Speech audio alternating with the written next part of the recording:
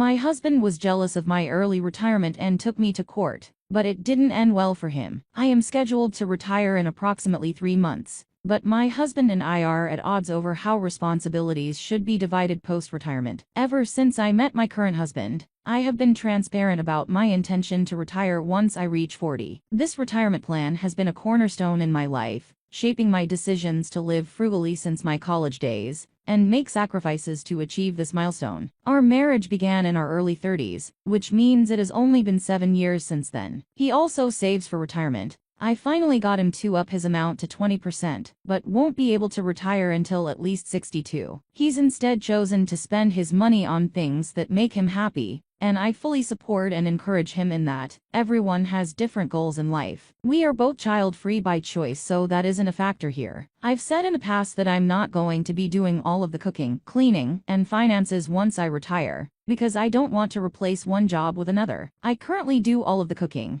most of the finances, and probably 25% of the cleaning. I think that it's fair as my husband usually works more hours than I do, and I'm a picky eater, so it just works out the best. He recently made a casual comment about how he's going to start working more overtime once I retire, because he'll have less household stuff to do. I asked him what he meant by that, since my retirement doesn't really change anything for him, and that I preferred he didn't work more overtime, so that we could spend time together. He said that most husbands with stay-at-home wives don't clean the house. I didn't know what to say because I thought we had already discussed this, so I tried my best to change the subject, but we had an argument about it yesterday at dinner, and he's now giving me the silent treatment. I slept in the guest room last night as he locked our bedroom door and wouldn't let me in. I just don't know how to get through to him. Even though I'll no longer be working, I won't be a stay-at-home wife. To me, a stay-at-home partner is the manager of the home and doesn't bring in much, if any, income. Their job is to take care of the home. I'm not trading one job for another. I'm retiring. I'm still bringing in income. I've just planned my life, so I no longer have to work 9-5 to do so. I have multiple hobbies that I have been super excited about devoting more time to. I love rock hounding, crocheting, and hiking. I'm an unpublished writer and have always dreamed of becoming published. I have a lifestyle blog and a pretty active Pinterest following. I'm not super consistent, and they're not big enough to monetize, so I count them as hobbies, not side jobs. I also have a very long travel bucket list. I've already started looking into nonprofits in my area I could volunteer for. I know I still have limited hours in a day, but even if I only volunteer 1 day a week,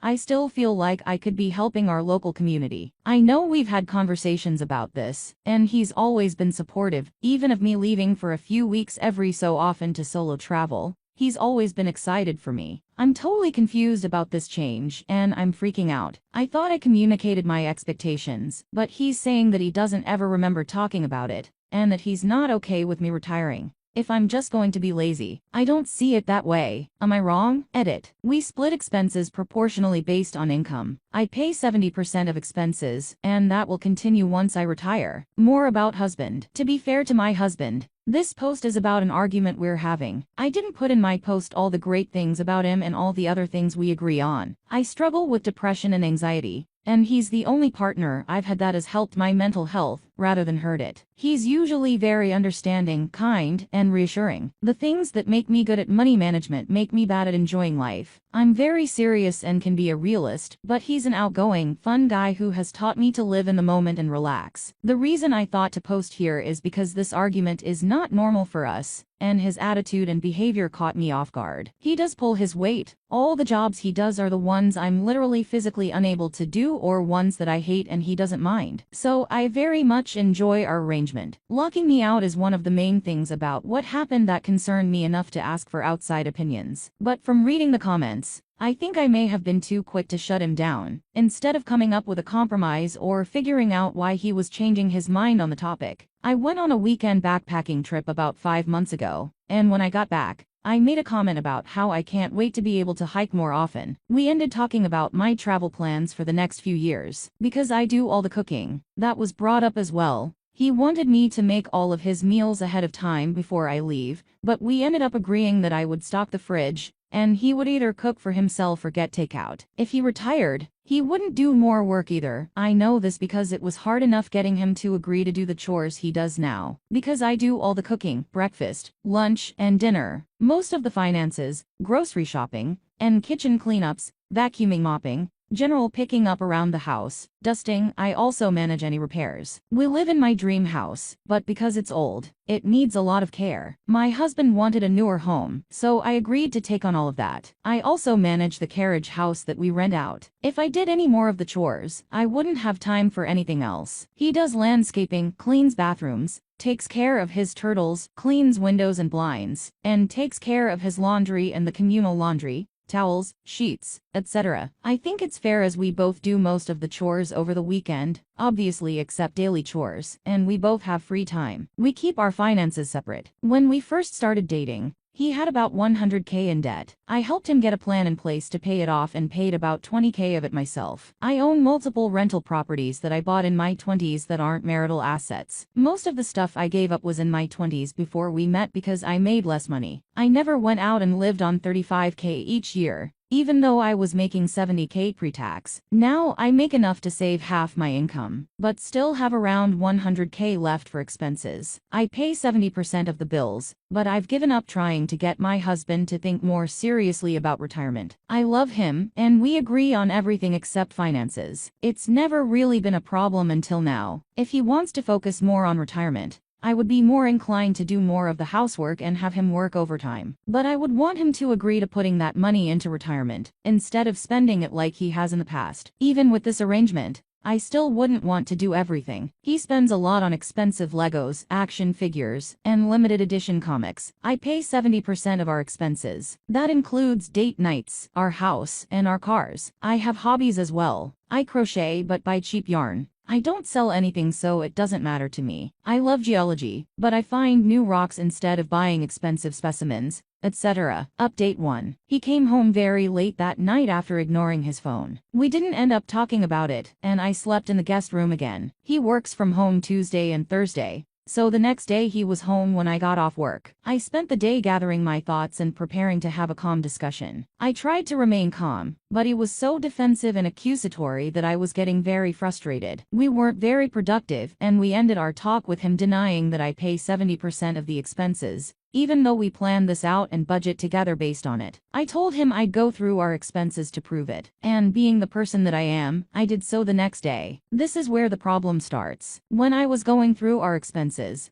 I found a charge on my husband's credit card from 2 weeks ago that I did not recognize. It was not an insignificant amount, so I originally looked into it, just to see if it was a household or personal expense to use in my calculations. It turned out to be a bill paid to a law office. For very obvious reasons, I wanted to know more information on why he was being billed by a law office. I looked up the office, and it was a divorce attorney specializing in property division. I logged into his email. I have proof that he has given me permission to access his email at any time to go over expenses and expenses-related issues, and found his conversations with said lawyer. He was trying to find a way to overturn our prenup, so he gets half instead of what is agreed upon in our prenup, and wanted to try to get alimony as well. I had no idea he wasn't happy until we started arguing on Saturday. That morning, he woke me up with breakfast in bed. A total surprise since it wasn't a special day, and he almost never cooks. 2 weeks ago, we had a Star Wars movie marathon and ran around the house in a lightsaber battle. Last month, he communicated that he felt like we weren't spending as much time together as we normally do, so I planned more date nights. He's gotten me flowers at least once a week for months now. I just didn't understand why he wanted to divorce without even trying to express what he was feeling to me first. When I went all the way back to the very first emails, late July, a woman we'll call Luna was brought up. I tried to think of a way to confirm my suspicions without him suspecting that I know what he's been up to. On Saturdays, we sometimes get takeout,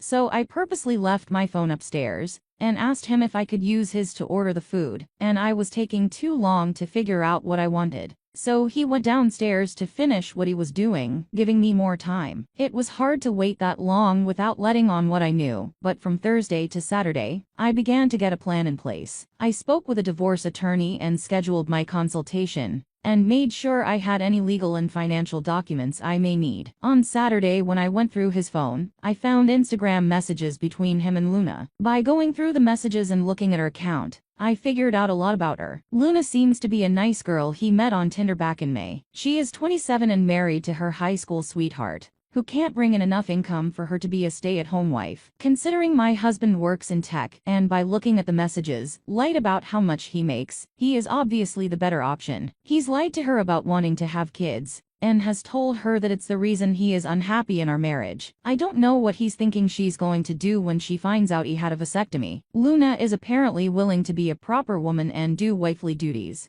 These are her words, not my husband's. From cross-checking dates, when he's supposed to be hanging out with friends or at a work thing, he's actually with her. She has a weird work schedule, so she sometimes comes over to our house on the days he works from home and I'm in the office. She is convinced that after they both go through their respective divorces, that they'll live in the house together, get married, and have kids. He has just gone along with everything she says. He's told her that I'm lazy and hardly make any money, and that I wanted to quit my job and not do any work, which is why he's finally gotten the courage to leave me. He said that he's taking extra care in the divorce because he doesn't want to leave me with nothing. He also told her I changed my mind about having kids, and that I'm denying him his masculine desire to continue his lineage. Now you may be thinking, are you stupid? How did you not know? The answer is, I had no idea, and I must be dumb as he played me for a fool. I'm trying to put some humor in this for my own sake, but I'm sobbing as I write this. I just got back from my new attorney's office with a lot of forms to fill out, and I'm so overwhelmed and still feel confused for some reason. Like this must just be a really bad dream. I reached out to Luna's husband, so they're probably heading towards divorce as well. He seems like a nice enough guy, also totally blindsided by the relationship. I told my husband I was divorcing him last night, and told him he could either sleep in one of the guest rooms or get a hotel room. He chose the latter. So, that's my update. Our prenup has a 99% chance of holding up in court, but we also have an unfaithfulness clause that I'm hoping to prove, so I can keep 100% of the house. I was willing to put my dream house in the unfaithfulness clause, because I knew I would never betray. He was fine with it at the time as well, but is now blowing up my phone about it. If I can't prove his relationship, which is unlikely considering the evidence I have, I would have to pay him about 25% of our equity in the house, which is enough for a down payment on another house. So he wants me to not bring his unfaithfulness into our divorce, which is weird to me, since he had no qualms with bringing the unfaithfulness into our marriage. Edit. Did he text you asking you not to bring up the unfaithfulness in the divorce? Because that's evidence. Yeah, I never said he was the smartest. In the texts, he's saying to not bring up Luna, doesn't mention a relationship, and that she shouldn't be involved in our divorce, that we should keep things to ourselves, etc. But I sent myself screenshots of the messages from his phone that prove unfaithfulness about his lineage line. The funny thing is that he just made it up. He got a vasectomy before we even met and is even more staunchly no kids than I am. About Luna, I'm pretty sure she'll find out the lies from her husband, since I told him everything. I'm now hoping her husband will get a big promotion suddenly or something where he's finally making enough money. But now they're divorced, and she is stuck with my husband or left finding someone else. Has he been watching Andrew Tate at all? I don't think so. I think he's been trying to emulate a very masculine, well-off traditional man in how he presents himself to Luna. From the outside, I could see him doing a good job at that. He's a Lego Star Wars Marvel nerd who also happens to be tall, and still has all his hair. He's always been confident in himself and what he likes, and everything he's said that sounds ridiculous like that I know to be false, and I highly doubt he believes it himself. I wonder how long he's been doing this. I know that they met on Tinder in May, but I don't know if he's ever done anything like this before. Since it's very likely I'll be able to prove unfaithfulness in court, I don't necessarily need to know if he's had other relationships, but I hope he'll tell me the truth if I ask. Maybe he will if I ask him after the divorce is settled so it wouldn't hurt him at all. Ask her husband to send you evidence too. Yes, I've sent him all the screenshots I sent myself from my husband's phone. Luna also isn't staying with him, and he's trying to get her to tell him the name of the hotel she's staying at, to see if it might be the one my husband's at. Neither one of us shares locations with them, so that's probably why it took so long to find out about the relationship. How OP saved money if she comes from wealth. I started saving in high school, so yes, I lived at home during that time. I lived on campus my first 2 years of college and rented with friends the last 2. I paid for my education with my scholarships, savings, and income. I will admit I had an eating disorder during that time, so my grocery bill was very low. I do not recommend that. I was still on my parents' insurance as well, so I didn't have to pay for my medical expenses. I also had help in regards to my high school education, I graduated from one of the best districts in my state and had a lot of school resources available to me. During college, I worked over 40 hours a week, went to school full-time, and during the summer when I took a lesser course load, I got paid internships. The commenter above says they're 25, and when I was 25, I only had one property, not three. So I'm not sure where you pulled that from. I agree that the current economic system doesn't work and is not equitable. But I'm just one person trying to make things work just like anyone else. I've never tried to hide anything or lie. I had help in regards to my circumstances, but my siblings had the same. And we all ended up at different parts of the socioeconomic spectrum, and I find it strange that you can't seem to wrap your head around the fact that I did indeed work hard to be where I am now. Update 2. A lot of people have asked for an update, and I'm officially divorced, so here it is. I'm doing well and have been focusing on myself a lot. I plan to start dating eventually, but I don't feel quite ready yet. Hopefully everything stays fine and dandy, and this is the last you'll have to hear from me. Going back to the earliest piece of drama, most of what I'm recounting is from the perspective of Harry,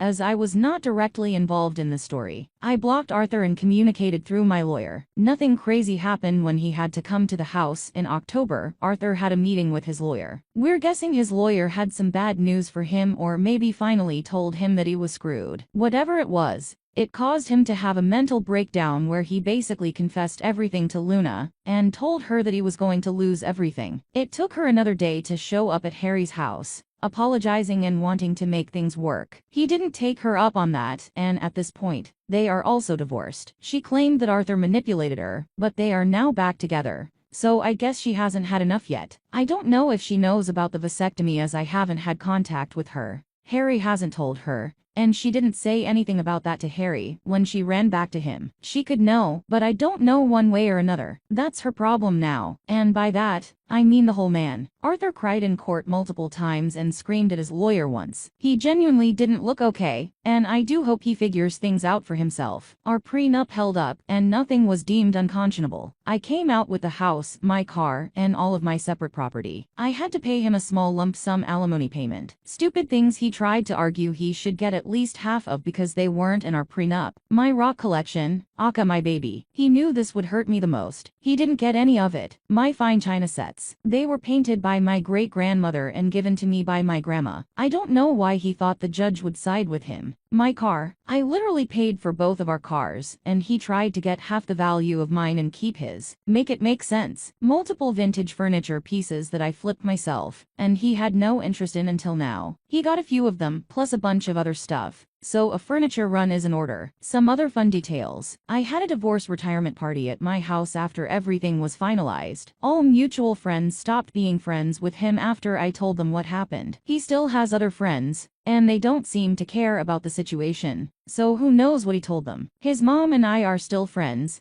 She came to the party. I'm relieved that the divorce process has come to an end, and I can now look forward to a fresh start. I want to express my gratitude for the support and understanding you've all shown me during this challenging time. Edit. I'm currently planning a solo trip, and I'm going to Machu Picchu with my dad in October. We kept putting it off, but we finally nailed down plans.